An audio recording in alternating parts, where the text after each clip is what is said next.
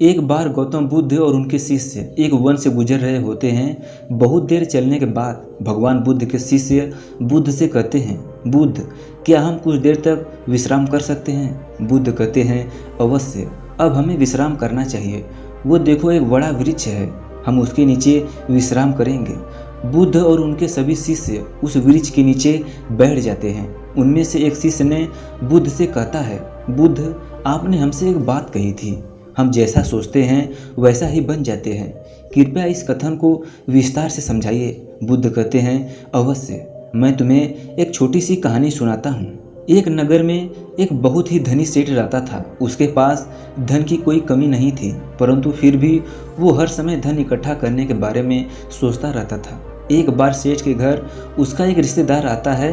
सेठ उसकी खूब खातिरदारी करता है। बातों ही बातों में सेठ का रिश्तेदार सेठ से कहता है, अरे सेठ जी, हमारे नगर में भी एक नामी ग्रामी सेठ रहता था, वो आपसे भी ज़्यादा धनवान था। वो सेठ पूछता है, पर तुम एक बात बताओ, तुम उसे रहता था क्यों कह रहे हो? सेठ का रिश्तेदार कहता है, रहता था मैं इसलिए कह रहा हूँ क्योंकि अब वो जीवित नहीं है, वो मर चुका है। सेठ बेचारा धन को इकट्ठा करते करते वो ये भी भूल गया कि मृत्यु नाम की कोई चीज़ होती है, सेठ को भी आती है। सेठ उस व्यक्ति से पूछता है, क्यों, क्या कारण हुआ जिससे उसकी मृत्यु हो गई? सेठ का रिश्तेदार कहता है, कारण तो कुछ न था, अचानक ही उसका बुलावा आ गया और उसे जाना पड़ा। सेठ कहता है, अरे ऐसे कैसे बुलावा आ गया? उसे कोई बीमारी रही होगी। वह व्यक्ति कहता है, नहीं, उसे कोई बीमारी नहीं थी, वह तो अचानक ही मृत्यु को प्राप्त हो गया। सेठ अपने रिश्तेदार की बात सुनकर हैरान हो जाता है, क्योंकि अब तक वो सोचता था कि मृत्यु बुढ़ापे में आती है या किसी बीमारी के कारण आती है, क्योंकि सेठ अभी जवान है, वो अभी मरना नहीं चाहता है।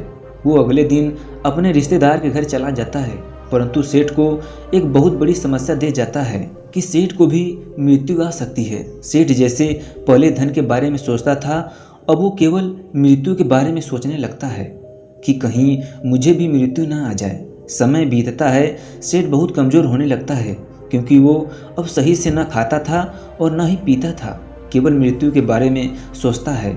उसकी जीवा पर केवल एक ही कथन रहता था, कहीं मेरी मृत्यु ना हो जाए, और वह बीमार हो जाता है। उसकी ऐसी स्थिति हो जाती है मानो कहीं प्राण निकल ही ना जाए। सभी लोग उस सेठ की ऐसी हालत देखकर बड़े आश्चर्यचकित होते हैं, क्योंकि उन्होंने देखा था कि वह सेठ हमेशा खुश रहता था, उसके पास धन की कोई कमी नहीं थी। पर अब इसको क्या हुआ? सेठ अब कहीं आता जाता नहीं था, केवल एक जगह लेटा रहता था। उस सेठ की हालत देखकर उस सेठ का एक मित्र एक सन्यासी को उस सेठ के पास लाता है और कहता है, सुनो, ये मेरा बहुत प्रसिद्ध सन्यासी है, तुम अपनी समस्या इन्हें बताओ, ये उनका जरूर समाधान बताएंगे। वह सन्यासी उस सेठ से पूछता है, क्या हुआ? मैं तुम्हें पहले भी देखा हूँ, परंतु तुम इतने कमजोर कैसे हो गए? कौन सा चिंता तुम्हें खाए जा रही है? सन्यासी की बात सुनकर वह सेठ सन्यासी से कहता है, मैं मृत्यु को प्राप्त नहीं होना चाहता हूँ, कहीं मुझे मृत्यु न आ जाए। सेठ की बात सुनकर वो सन्यासी मुस्कुराता है और कहता है, अच्छा, तुम्हें मृत्यु का भय है? वो सेठ कहता है, हाँ, मेरे पास इतना सारा धन है, इसका उपयोग कौन करेगा? मुझे मृत्यु को प्राप्त नहीं होना है, मुझे जीना है।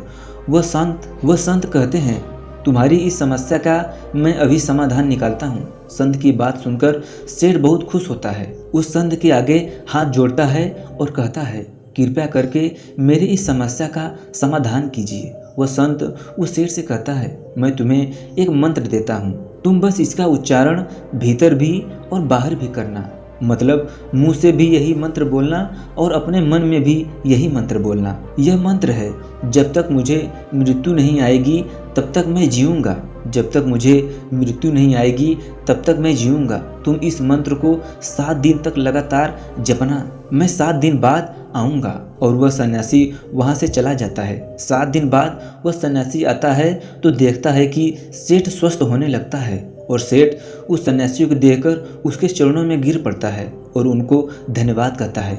वह सेठ कहता है, आपके मंत्र ने कमाल ही कर दिया, जब तक मृत्यु नहीं आएगी तब तक मैं अपना जीवन जीऊँगा।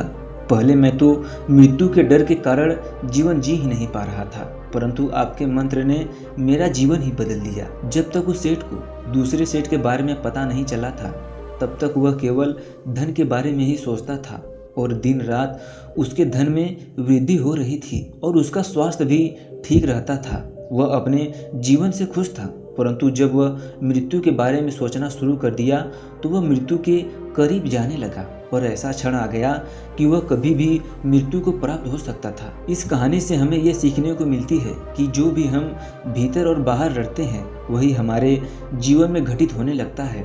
इसलिए हमेशा सकारात्मक सोचना चाहिए। दोस्तों, ये कहानी आपको कैसी लगी हमें कमेंट बॉक्स में कमेंट करके ज़रूर बताइएगा और अच्छी लगी हो तो वीडियो को लाइक यानी चैनल को सब्सक्राइब कर दीजिए। हमें आपके प्यार और सपोर्ट की ज़रूरत है। धन्यवाद।